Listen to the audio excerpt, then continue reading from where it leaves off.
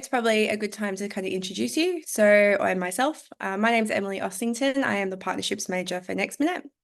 I met Mick a few months ago. I was on the Toolshed podcast with him as a guest, and it was awesome. Mick is a wealth of knowledge. If you haven't come across him before, definitely go and check out the Toolshed podcast at least, because you can get a whole bunch of free info from there. But if you are looking for more in depth, Mick is also a builders coach for Builders Business Blackbelt.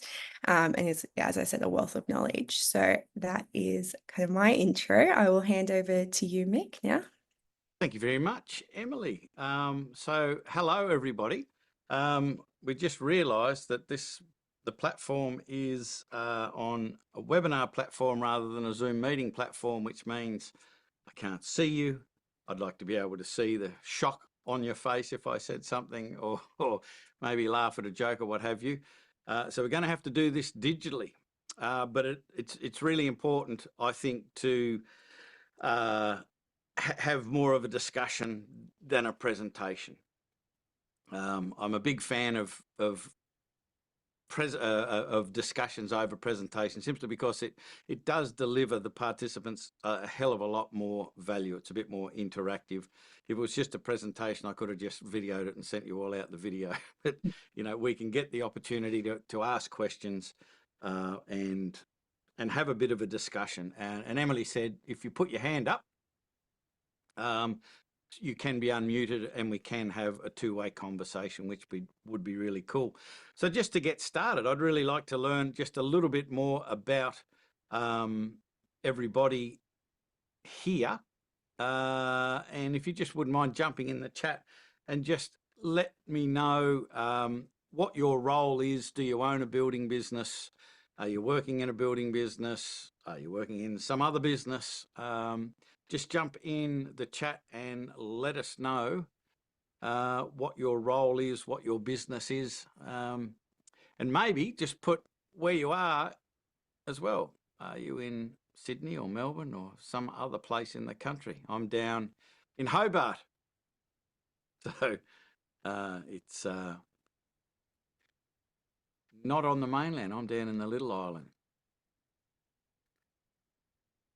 So Emily, is that you in Sydney? It's me kicking it off. Giving everyone an example. Well done. I haven't seen anything. I don't know whether I've only got the name here. Goulet 1957 has their hand up, and I don't know whether that was because when we asked if they could hear us, the hand was up. Narelle has just put her hand up. Does Narelle want to say something? Ashley's put his hand up.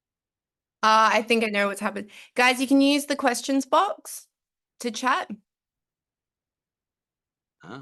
So we've got Gollies, we're from Dunedin in New Zealand.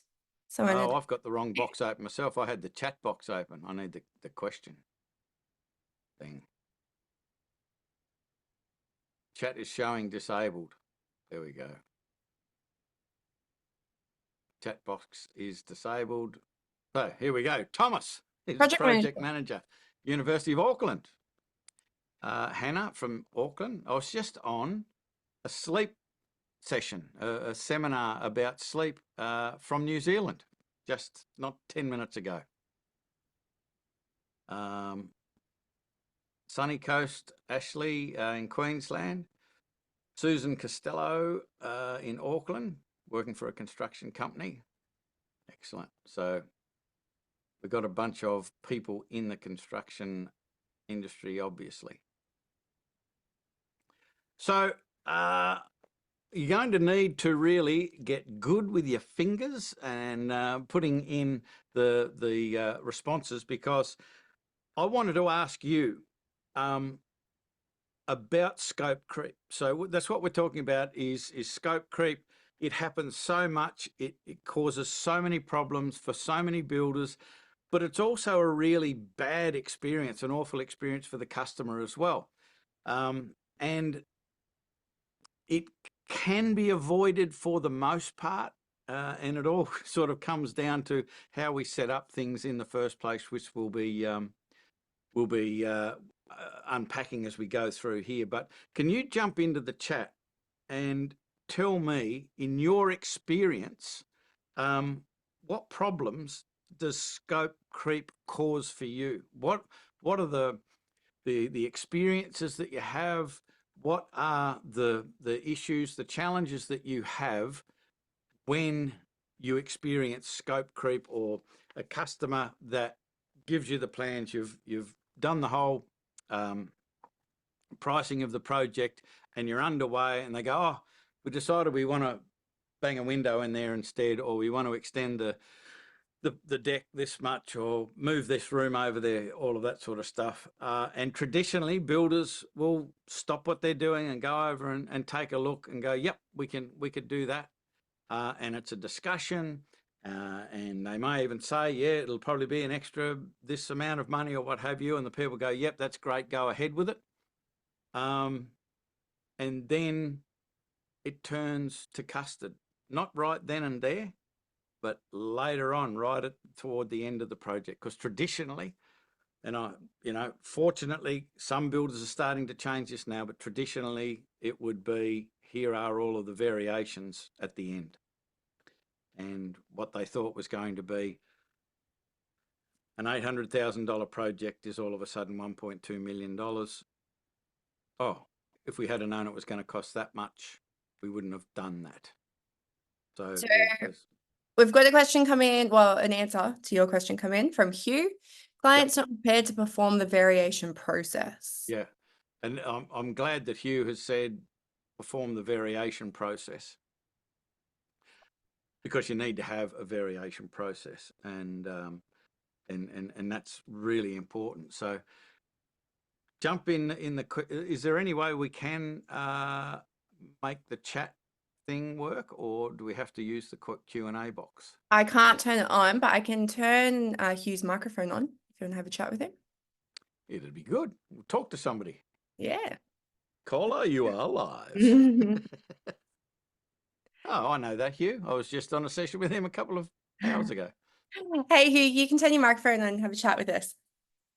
Oh, there we go. That should be working. Yes, we can hear you. So what's the experience? Clients not prepared to perform the variation process you wrote. What problems does that cause for you? Well, as you'd know, when it does come to the variation process, it's the documentation of it that is the biggest issue for any building company, because the documentation of the variation then goes on to form that the contractual part of getting paid. And without that documentation, that's where the headaches really come from, and people questioning it and trying to say, oh, well, I didn't agree to it, and that's where the biggest confusion sort of lies. And so my concern is always that clients aren't prepared to perform the variation process, so we just don't go ahead with it. Yeah, but it's great that you've got a process, and we're going to address like setting that up as we go along. So thanks for jumping on, Hugh. I have a question about this before we move on, like a bit of a scenario. We've had this before in the past where a client of ours didn't have a process in place, or maybe they did, but they hadn't communicated it with the team, the wider team. So boss man isn't on site. Client's gone up to whoever was on site and said, actually, we've got some changes. Can we do that? And the tradie on site just said yes. And then, it's all going to fall apart. We all know what happens next.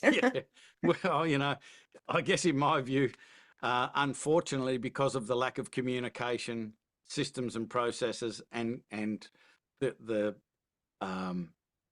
setting the expectations for both the customer and the team, it's all fallen apart.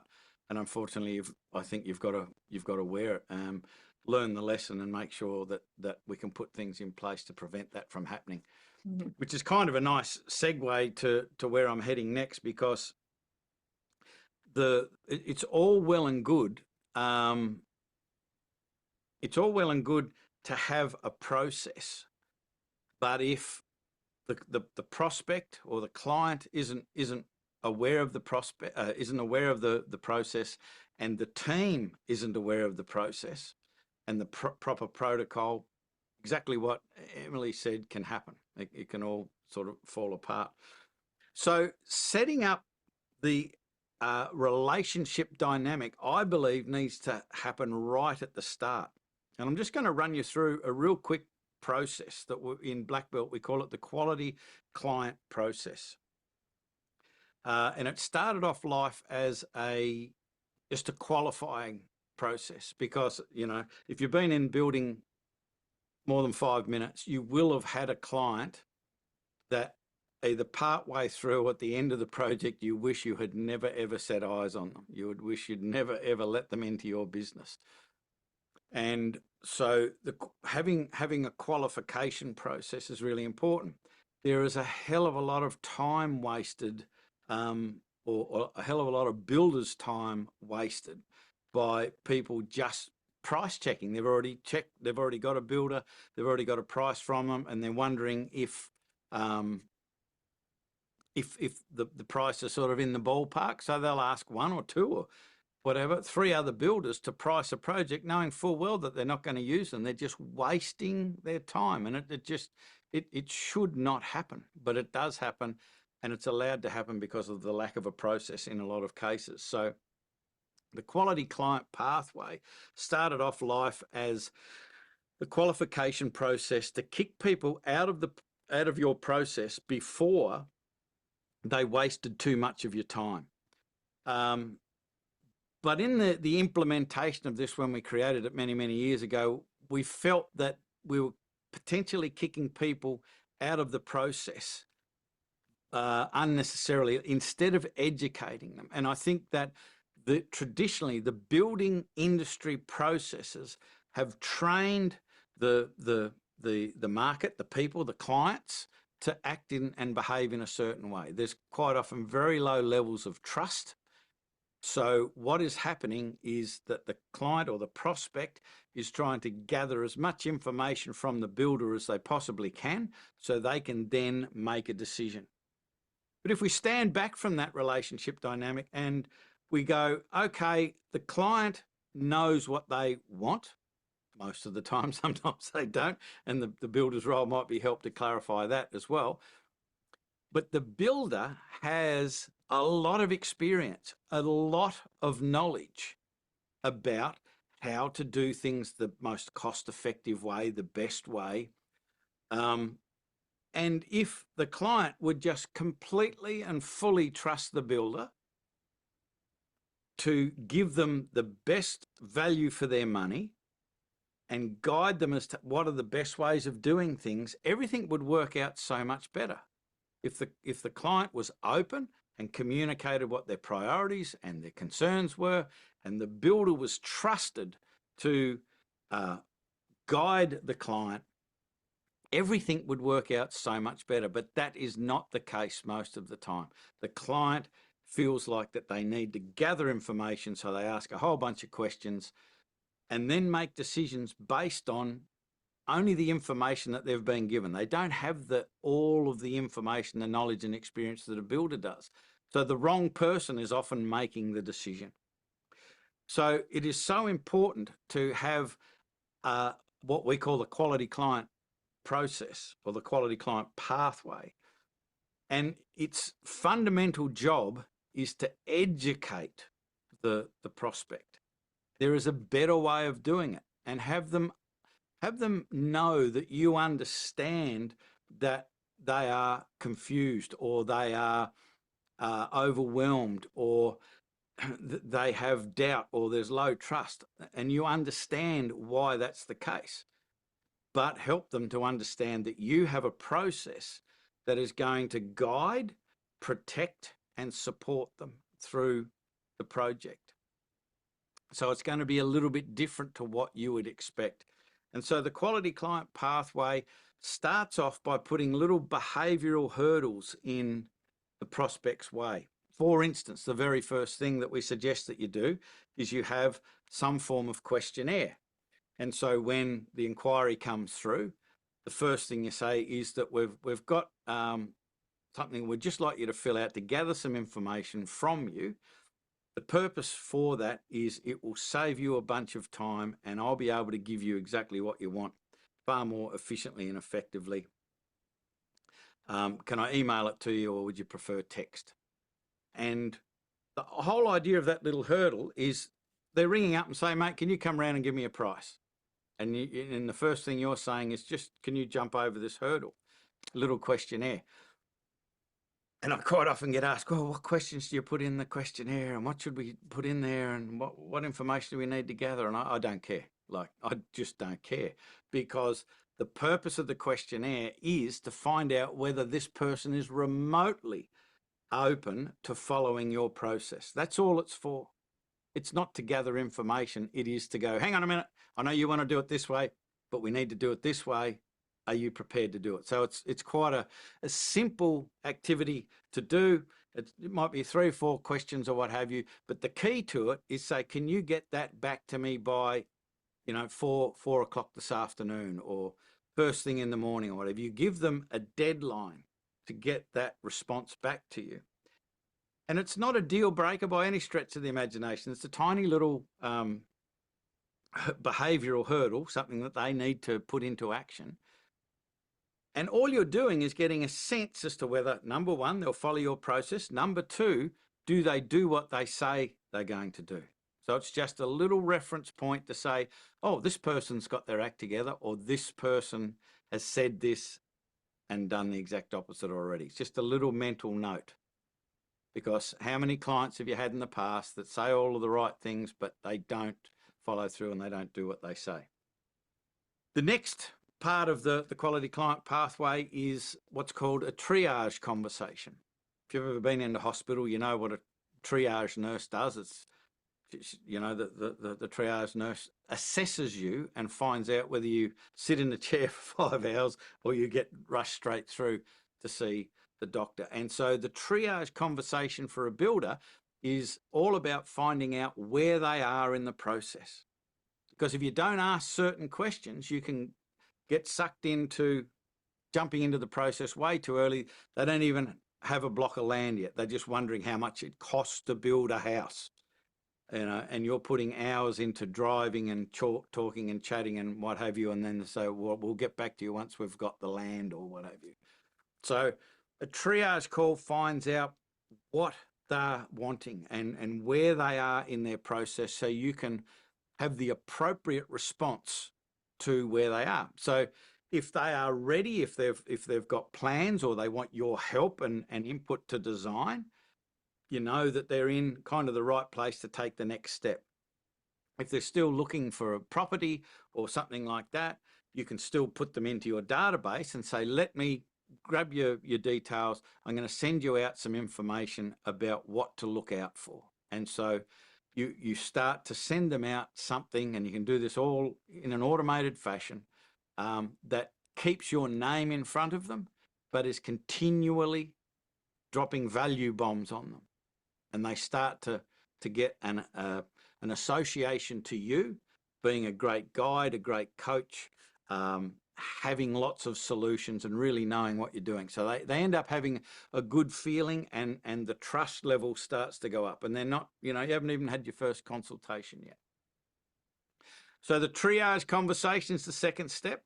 And the purpose of it is for you to say, do I like them?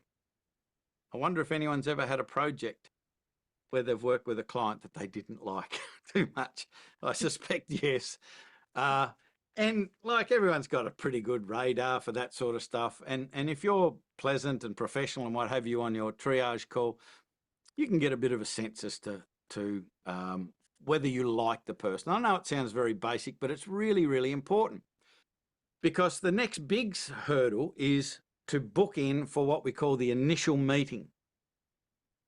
And that's the first time we're actually seeing them. But there's a step in between the triage conversation and the initial meeting, and it's what we call the credibility pack, or some people call it the thud pack. And we call it the thud pack because it's physical. It's a box of information and ideas and all of this sort of stuff, and some niceties. Might be some Manuka honey or really nice coffee or something like that, but it's a package that explains and introduces you to them, but creates credibility. And people call it the thud pack because the most effective ones are the ones that make the biggest thud when they hit the kitchen bench. When they drop it on the kitchen bench, it makes a big noise. So it's nice and heavy and weighty. Very, very important. And I say to all of our guys, I want that thud pack, that credibility pack, to cost you some money. Like maybe it might cost you $200 or $300 to put this together. It's not electronic, it's not email, it's physical. It needs to be delivered by a courier because it's all about credibility and professionalism and so forth. And if it's going to cost you a couple of $100 to put it together and send it out, how important then is that triage conversation? Do I like this person?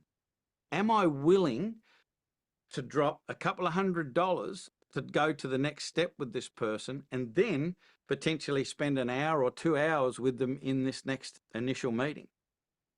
So the triage conversations are really super important expectation setter. Then you send out the credibility pack. The credibility pack, the best thing about the credibility pack is how the noise it makes, but how quickly it gets to the front door.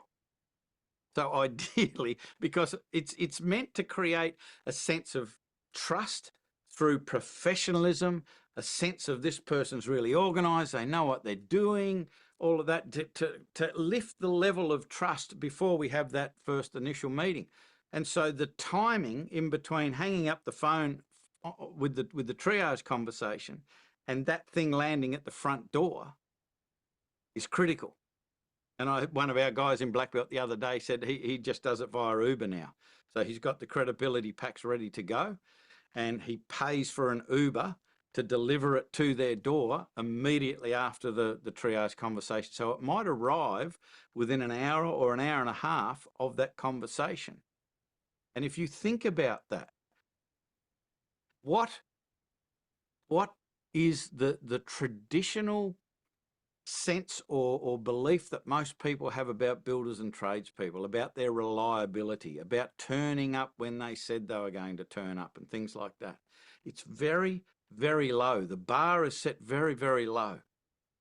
It's almost embarrassing when we hear builders, some of our members say, I got the job because I was the only one that called back. I got the job because I was the only one who showed up. And like the bar is set so low, we don't want to just be above that bar. We want to, really lift up the level of professionalism and blow people away.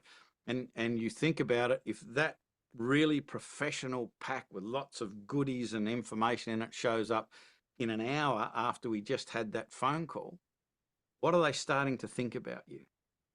What's what level of professionalism are they elevating your status to just because of that?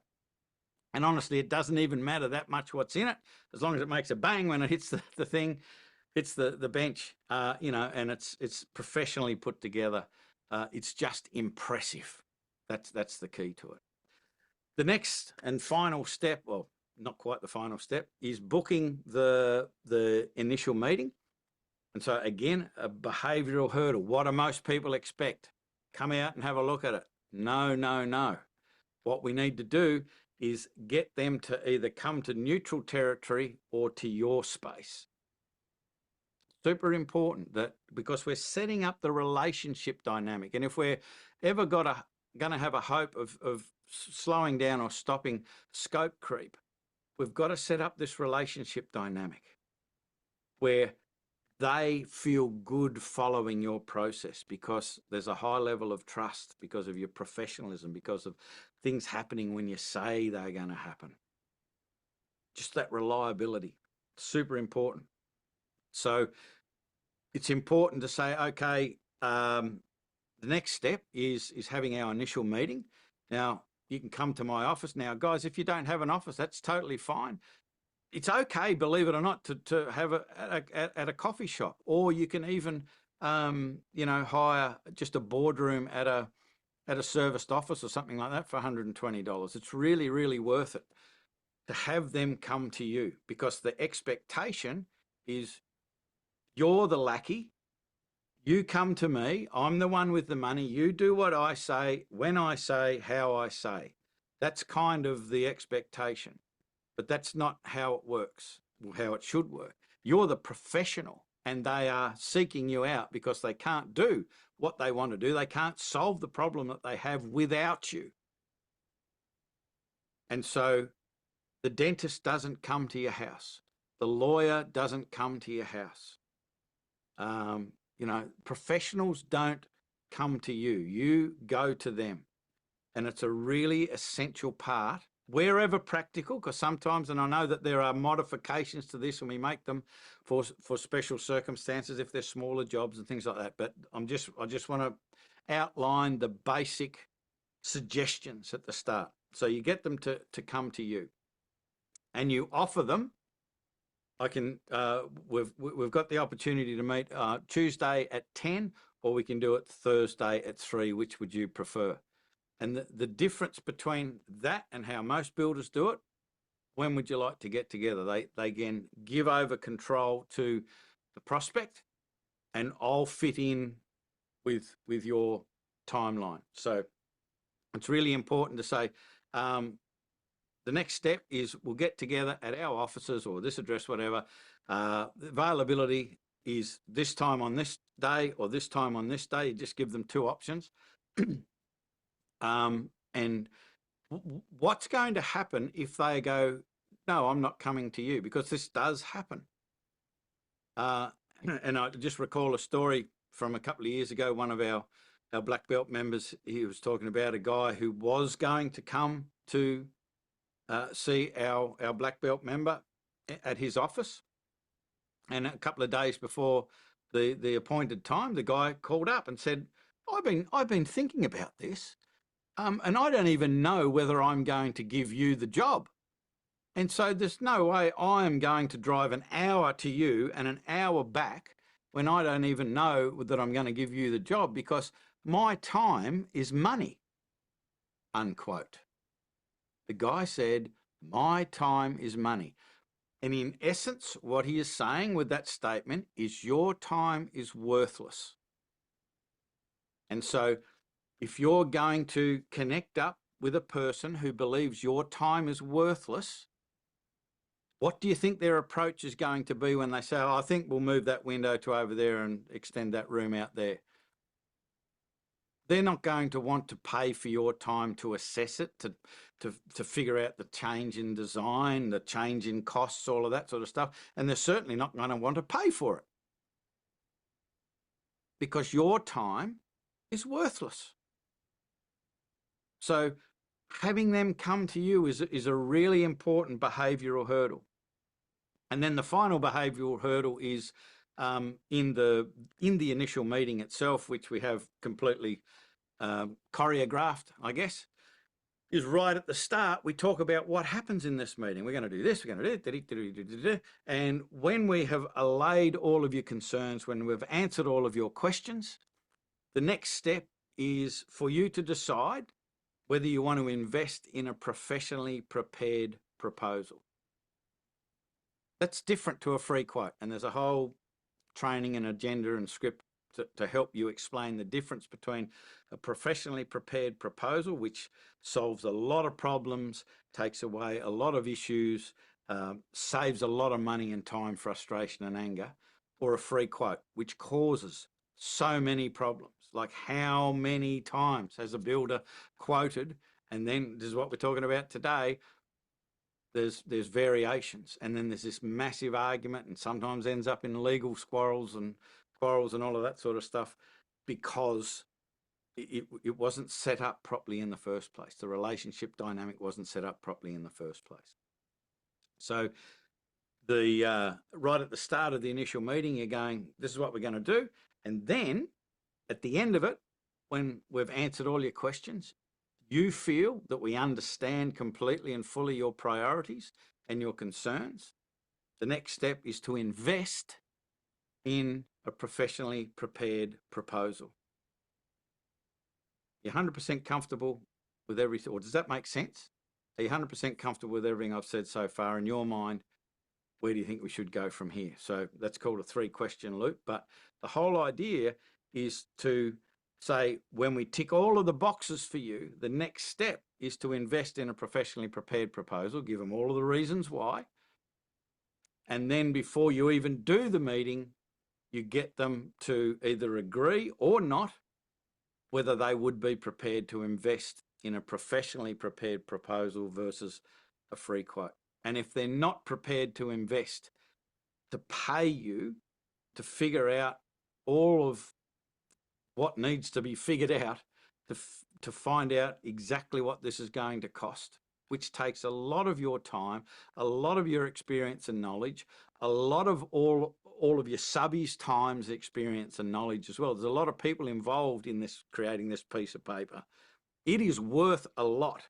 And if they're not prepared to pay for it, they cannot have it. And it is that simple. But you can't simply go, okay, you now have to pay for the quote. It's like going to a restaurant. You go to your favourite restaurant. You've gone there for 10 years. And you walk in there one day and you look at the menu, and it's everything's 25% dearer. You go, that's not right. I don't like that. And it puts a bad taste in your mouth. Nothing's changed. Versus if you came to your same favourite restaurant and the person greets you at the door and says, Emily, we're so glad to see you again. I just want to share with you some changes that we've made. And they take you through and they say, we've completely revamped the environment. We've revamped the furniture. We've changed the lighting. We've got some really nice live music now. The chef has gone out and sourced all of these incredibly wonderful tasting plus organic ingredients. The menu has changed. We've got a sommelier that comes in and shares with you his knowledge about which wine to have with which food. And at the end of it, I'd really like your feedback on your experience, because we want your experience to be as high as possible. And the prices are 25% more. You don't know that. It's on the menu. But you don't care because the experience was significantly different. It wasn't the same experience and you're paying for it. You've got a whole new experience. And that is the difference between a free quote and a professionally prepared proposal. It is very different. It's a very different animal. So you've got to separate it. Give them all of the reasons why it's good for them, what it will protect them, how it will save them. And if they are not prepared to invest a small amount of money in figuring this out up front, they're probably not the right client for you. And so in that first 10 minutes of the initial meeting, that is established, and you simply don't go ahead with the meeting until and unless that they are, if they are satisfied at the end. That's the disclaimer. They need to be satisfied. And so at the end, you ask them, do you feel that I understand all of your concerns? Do you feel that I've answered all of your questions? At the start, you said if I did that, the next step was to invest in the professionally prepared proposal. That's X amount of dollars. Let's get it started. And by doing all of this quality client pathway, you're setting up the relationship dynamic, number one, to follow your process, but you're also getting them to invest in the different parts of the project. They're investing some time to set up that, to answer that questionnaire initially. They're investing some more time to answer questions in the triage conversation. They're investing their time to come to you for the initial meeting. And then they're investing their money to get a professionally prepared proposal put together. And so they've got momentum to demonstrate that they trust you. Part of the quality client pathway, like right towards the end, is the explanation of that there is opportunity for flexibility in this project. I don't want you to think that once we've done the proposal and you know exactly what you're going to get, and what exactly it's going to cost. There is no flexibility there. There is the opportunity for flexibility. However, you need to be aware that there is a process to make a change after we have agreed on what we're going to deliver for how much. And you can walk them through that process. And it's kind of just like a mini version of everything that I've just suggested there. Like, I would even suggest that you have a fee to consider a variation. Because if you think about it, what I've done for you is I have worked out how much it's going to cost to do this, to build this thing. In that, I've worked out how long it's going to take, how many hours it's going to take people to do certain things. That's all part of the consideration. And so if you're my client and you can sort of see the site from where you're living or what have you, and you notice me working, but probably 3 or 4 times a day, you notice somebody walk onto site, say something to me, and I walk off site with them. And what it is just some random off the street has come and asked me, he said, well, mate, could you come and have a look at this job for me? And so I'm not working on your job anymore. I've left the job and I'm looking at somebody else's project. Would you be happy about that? I would suspect the answer is no. And that is no different to me working on your job and you coming over to me and say, can you come over and have a look at making this change here? I'm no longer doing the work that I needed to do, that I agreed to do for you, that you agreed to pay me for. I'm now being taken away, so I can't do the work. You're slowing down or stopping productivity. So you can explain all of this up front, and you might think, you know, this is a bit weird and a bit strange. We've been talking about this and implementing it in Black Belt for quite some time. People do it. It's completely accepted if you've got the right client, because it just makes total sense to them. You are looking after me, is the thought process. So you explain to them that flexibility is an option. There is just a fee for it, that's all. And so what we will do is we can look at that scope change, and we can go away and we can put a proposal together for that scope change, and we go, okay, it's an extra $15,000 for that. Now, the important thing, folks, when you're presenting that is that you present it as the complete and total project cost. So you would say originally the project was $815,000.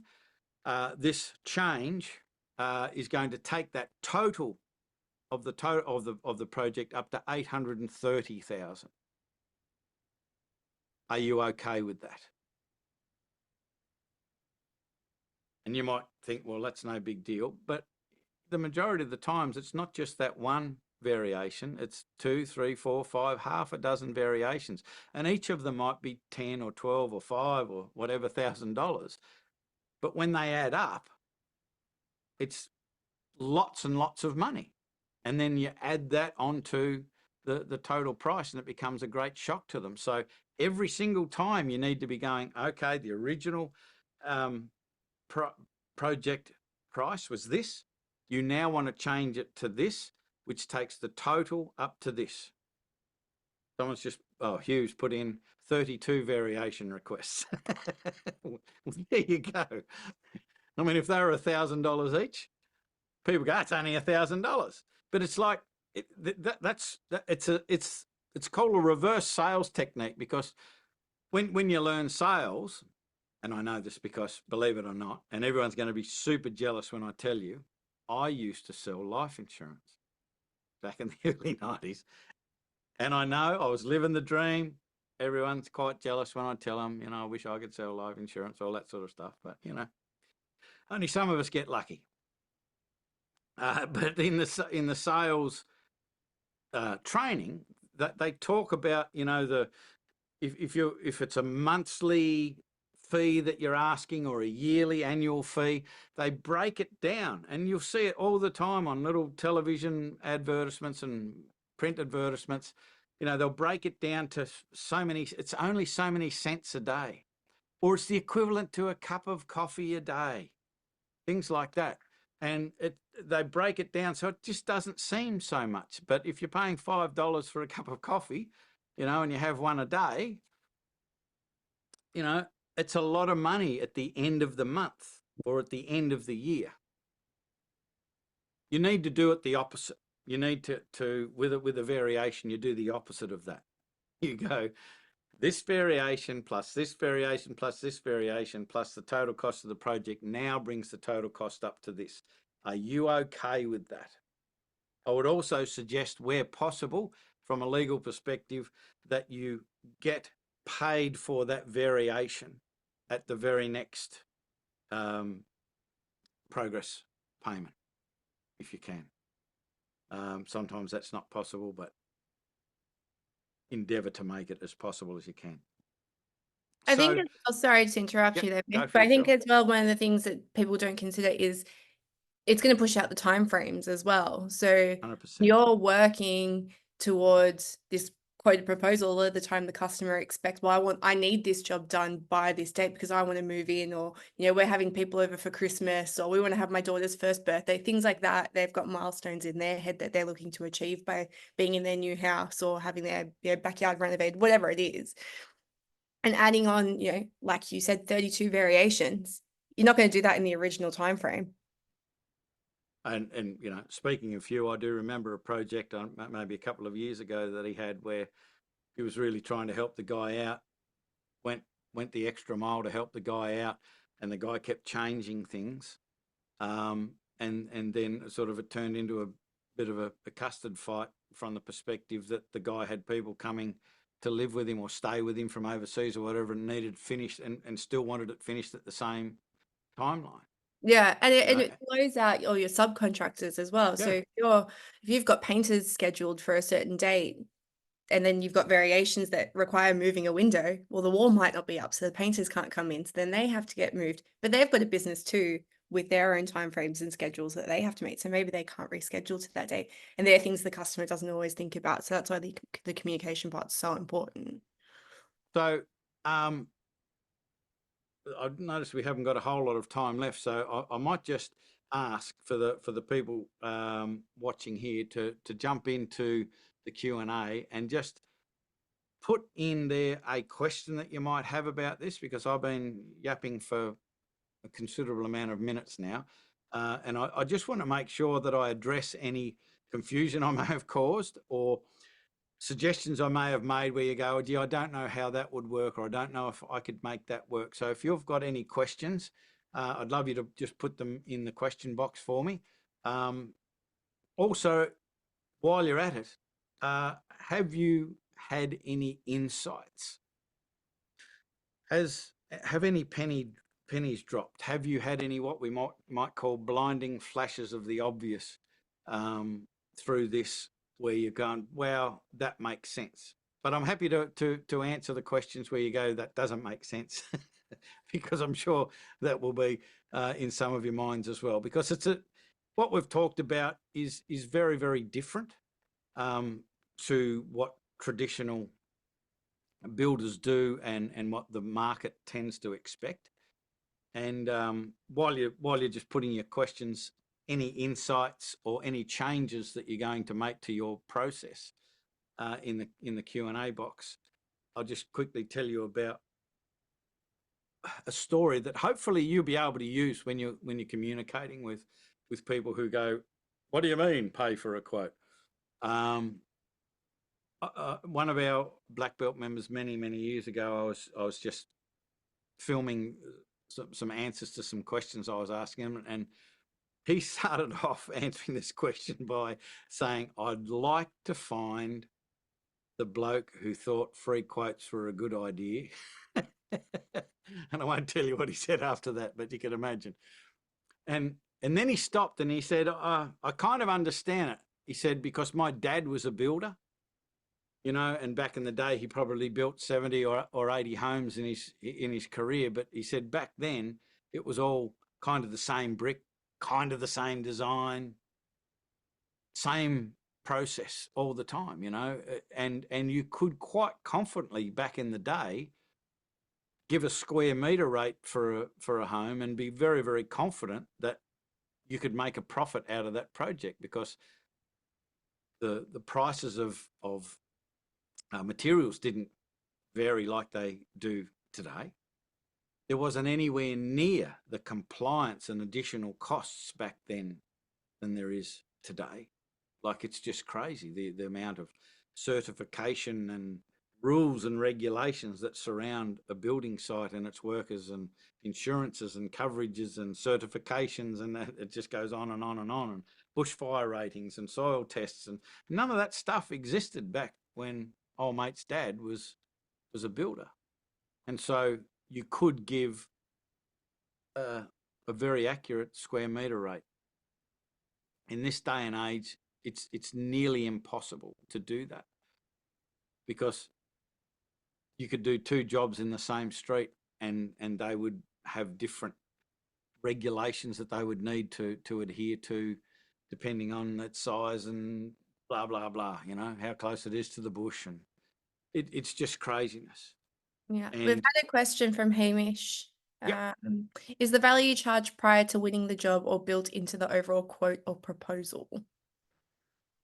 I'm not sure what Hamish means by is the value charged. Do you mean when do you charge for the proposal? Is that what you mean, Hamish? Hamish, I'll turn your microphone on and you can have a chat with Mick.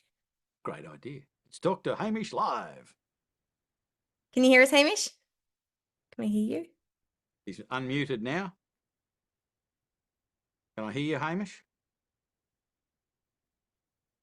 Nope. Not speaking. We can come back to you. There's another Okay. question that's come in. Oh, well, he said yes in Oh, the Q&A. yes. I'm not sure what he was saying yes to now, but I think I know what you're asking, Hamish. And what I suggest is that you do the whole initial meeting like I suggested. At the end of it, you make it quite clear that the next step, he hasn't got his mic set up, it says. The next step is to invest in a professionally prepared proposal and help them to understand. And if I were you, I would have a visual that has your work pipeline for the next 12 months in it, so they can see where the gaps are that they could potentially have their project taken care of. That it's a great aid. I would also put in that visual spaces where you have allotted time to put people's proposals together. So what this does is create scarcity and urgency, because you can say, I've got a space here where I can do your proposal, put your proposal together. To be able to allocate that spot to you, we just need to take care of the proposal fee. Once that's taken care of, I can allot that. So it creates that urgency and scarcity to do that. And you can also say that obviously we need to get that done in order for you to be ready to have that spot in the work pipeline. There's a couple of people lined up with their eyes on that spot. So, you know, urgency is important here. So you can create that sort of sense of urgency and really control filling up your pipeline with visual aids like that. So hopefully that answers your question, Hamish. If not, jump back in and say, tell me more about this specific thing. Craig, this info backs what we are working on implementing in our business. That is awesome. Encouraging to know there are other companies trying to do the same across the trades. We're all here to offer professional service at the end of the day. Absolutely. I'm so pleased to hear that, Craig. There are, when we first started to do this, and I know there's other coaching organisations that promote the paid proposal, or you know, for different formats of it. We used to get lots and lots of people saying, people will never pay for a proposal. Like, you just won't get any work. If you're charging for quotes, you just won't get any work. What we're finding now is it is quite common for prospects to tell, at least as the feedback we're getting through our black belt members, is that I wouldn't trust a free quote. I wouldn't trust a builder who doesn't charge for this professional service. We're starting to get that sort of feedback. So, the cracks are starting to appear in the old way of thinking from the prospect's point of view, not just builders. So the customers are starting to think, I want a professional job done, so I've got to pay a professional. And if you don't act like a professional, you won't be chosen as a professional. We And hear that feedback as well for our clients who do charge for quotes that originally, there was some tension around it and people were like, no one else is doing it. Is it a bit wanky? don't want to be a pioneer. Yeah. And then, but now they're starting to say, well, we win a lot of jobs because we were the ones that charged more trust there. And I think for me as well, I had a few penny drop moments throughout the session. I think the lead up and having those meetings prior before even getting the quote out is really important because one, as you said, it is that behavioral milestone or hurdle that needs to be overtaken. But meeting outside of the client's house or where the work's going to be done, because once the quote is signed, as a builder, you're going to be on that job site every day in their space, in their home. And that's where the egos can come out and people go, well, you're in my home, it's my rules. So having it outside, I can really understand why that's such a big behavioral milestone that needs to be attacked. There's a couple of, I think, mental shifts that really help. One is that you hear it all the time, winning the job. I won the job. I won the project. And I would love for that language to change, because when you think that you won the project, I don't believe that you really value yourself, because the project was the prize. So what we talk about in Black Belt all of the time is you being the prize. And that quality client pathway I spoke about, you need to have a mental shift. You really need to flip the script, flip your mindset over, and how it normally works in the traditional prospect builder relationship is the prospect sitting at the judge's table like this, and out comes the builder, and he's juggling fire and telling jokes and singing and doing a show, and the client decides, yeah, you're good, I think we'll take you through to the next round. And so you're the talent and the client is the judge. And what we're teaching our guys is it's the other way around. You're the Simon Cowell. You're sitting on the judge's bench and the client comes in and you're looking at their behaviour. With all those little behavioural hurdles, you're looking at their behaviour and you're going, yes, I think we'll take you to the next round. Yes, I think we'll take you to the next round. But it's based on their performance, not yours. You're already a brilliant professional builder with tons of experience and knowledge and wisdom. So you are the prize. The job is not the prize. And you need to flick that switch in your mind. And you haven't really won until the job's finished, because you don't know if it's going to be successful and if the client's happy and you're happy and everything's going, to plan and you're going to make a profit. Yeah. Then you win. Yeah. You don't win by getting a quote signed off. No, absolutely. That could be just the beginning of the disaster. Yeah, exactly. So it's at the start of the relationship, it's really important to help the prospect understand that this is a team sport. It's not you've got the money and I'm going to be, you're lucky and I'll do whatever you say whenever you tell me because you've got the money. I've got the wisdom, I've got the experience, I've got the knowledge, I've got the skills to be able to wrangle all of these people in the right place at the right time to work together to produce this outcome. Like, we've got to think about that. The skill and the cost of project management quite often gets forgotten. Quite often builders do it for free. You should not. You should be assessing, if I had to pay somebody else to manage that project, how much would I have to pay them a year? What sort of skills would they need to have? I've got all of that. So that needs to be in the quote. There might be the rate that you charge for banging nails into wood, but there needs to be another rate that you charge for all of the project management. And if you don't believe me, go watch any episode of Grand Designs, the British one, the New Zealand one, the Australian one, and tell me which episode did they complete it on time and on budget. And in 12 seasons in 3 countries, there's been 2 episodes where the project came in on time and on budget, not under, on time. Every other episode, it was going to take us 12 months. It only took us 3 years. We thought it was going to be $1 million. It cost us $3 million. Every episode's the same, and it is because of rubbish project management or absence of project management. So it's so important. You need to be the prize, become the prize. So are there any other questions coming in or not? Doesn't look like No, it. there hasn't been any other questions, but look, guys, I'm going to do a quick, just going to show you a couple of features within Next Minute that kind of play into what Mick has been talking about. So if there's anyone on the line who hasn't seen Next Minute before, or if you are a Next Minute customer, these are some of the features you need to make sure that you're using. Just stop sharing. You need to make sure that you're using in the system to manage variations, scope creep, project management, all of that stuff. It's really important.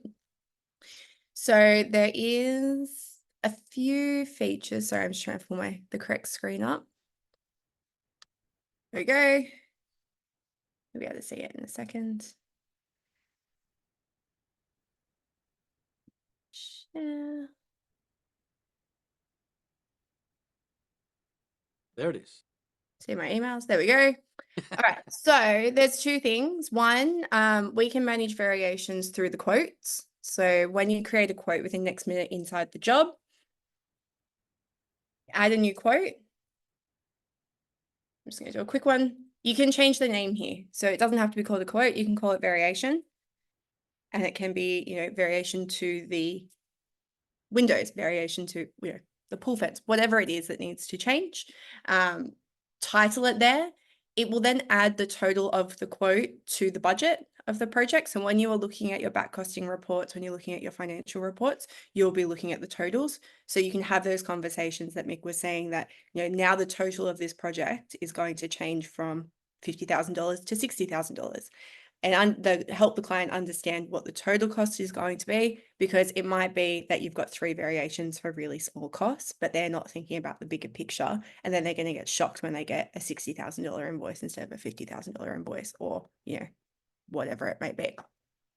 So using the quotes function, you can include your variations. Once you put the quotes in, as I said, they will go into the back costing report. So when you open up a job and you go into your reports, you have a back costing report here. And you can see based on each quote or each section of the quote. So when you have a variation added in, it will show up just like this. Trial quote 101, it would say, variation 102, and then it's going to have your estimated costs, anything that you've actually accrued, so any materials, labor that's been accrued against that variation will be recorded. And then you can also see cost variance. This is also a really helpful way if you are mid-project and you are mid-changing your processes and you have not been quoting for your variations, or you're not tracking them, or you don't have a process in place. You don't need to wait for this job to finish to implement the process. Do it now, because you will just continue losing money. So very quickly, we can see here that this job summary, we've gone over in labor hours. We estimated 6, and it's currently gone to 36. So very quickly, we can go, well, what's happened? Where have we gone wrong? We probably need to have a conversation with the client. Look, it could be the apprentice has made a mistake somewhere along the lines and needs to fix it. That's a different situation, but it looks like a conversation needs to be had somewhere. And very quickly, we can see that from the cost variance here. We can also see our gross profit and margins not looking very healthy on this job. We can also do progress invoices within Next Minute. And then the other thing that Mick was talking about was around planning your jobs, having that 12-month time frame set up. We've got the Gantt chart that will show you what your next 12 months, 2 years, 3 years looks like. So very quickly, when you are having conversations with new customers, you can come through and go, when do we have availability? Actually, not until November. So Perfect. we don't even want to have a conversation with someone or quote for someone who's not willing to work on our time frame, because we can't just fit them in. If they need the job done sooner, we're not the right builder. They're going to have to find someone else. Or if they're willing to wait and willing to work with us, great. They're already ticking that box and coming to the party. So they're the main things I wanted to show you. Yeah, that's brilliant. Just before we go, I'll send you a link, Emily, if you wouldn't mind sending it out to everybody who registered for the webinar, because I just feel like I've dumped a lot of information on people in a very short amount of time. Would have been great if we could have had a back and forth and what have you discussion. Maybe we can do that again another time. But I'll just send a link to the tool shed itself. It's just a free environment where you can jump in. It's got a ton of resources in it as far as podcasts and what have you, but there's a chat function in there where you can jump in and you can just ask us anything you want, and we'll just help you if you've got any questions about how do I do this or implement the quality client pathway. I've got this issue. How should I deal with it? We're more than happy to jump in the chat and help you with that. And there's a lot of very, very experienced, knowledgeable builders already in there who are more than willing to share and support other builders to become more successful. They've really understood that, the rising tide raises all boats, and they're not there as competitors. They're there as collaborators, and they just help each other learn and become more successful. And you can jump in there. There's no cost to it whatsoever. And you've got access to all of those people plus myself, and you can ask as many questions as you like, plus just listen to all of the podcasts and whatever resources that we put in there. So I'll send that to Emily. There has been one last question before we sign off. It's a pretty manage a charge up variation. Bit of a doozy to end it. I meant to answer that question? I think so. I mean, from a software perspective. I think it's from a software point of view. I think that's you. From a software perspective, Next Minute is able to manage the charge up variation. Obviously, if you're going to do a quote for the variation, you're going to have to estimate. So you would call it an estimate, not a fixed quote. It's not going to be a fixed price. But you could say to your client in a written format, we estimate that the time for this job will take X amount and we're charging you X amount per hour. So, we're charging you $250 per hour and we estimate to take 5 hours. And then you get a quote for that amount. And you just have to have a clause in the system or in the quote or variation or estimate, whatever you want to call it. You have to have a clause in there that states there could be variations to the variation of the time. That's how I would handle that situation. Excellent. Makes sense, obviously. He's happy. Very good, Hamish. That's it from me. Have you got any parting words? No, that was great. Happy to organize this again and we can do it in a more conversational Zoom meeting format. Yes. So when we do this again, guys, we will send out the invites again. And yeah, as Mick said, if you do have any questions, you are welcome to contact him. You are welcome to contact us. We will send out the recording of this session as well. So if you have anyone else in your business who you think might get some value out of it, business managers or office managers, they'd probably find the first part of that process really interesting. Share it around. Or if you've got any suggestions as to topics that you would like to have covered off in an environment like this, or in a Zoom meeting environment, let Emily know and we'll figure out how to put that together, and we'll do it all again. It was good fun. Excellent. Awesome. Thanks so much for your time, Mick, and your insights. It was brilliant. My pleasure. All right. Thanks, guys. See you next time, folks. Bye-bye.